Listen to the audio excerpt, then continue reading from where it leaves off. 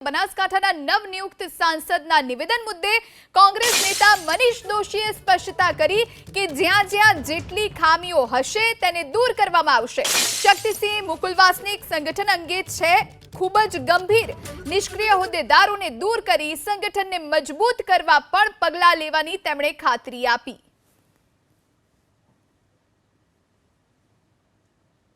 બનાસકાંઠામાંથી લોકસભાની ચૂંટણી જીતનાર ગેનીબેન ઠાકોરેના ઇન્ટરવ્યૂના એક અંશમાંથી એક વાત નહીં, એની સરંગ વાત સમજવા જેવી છે કે સંગઠનની જેટલી મજબૂતી એમ વધુ પરિણામલક્ષી કામગીરી થઈ શકે। બનાસકાંઠામાં પરિણામ મળ્યું એમ અન્ય બેઠકો ઉપર પણ વધુ મજબૂતીથી પરિણામ મેળવવા માટે સંગઠનને વધુ મજબૂત કરવું પડશે અને સંગઠનને મજબૂતી એ સતત ચાલતી પ્રક્રિયા છે અને જ્યાં જ્યાં ખામીઓ છે એને સુધાર કરવામાં આવશે।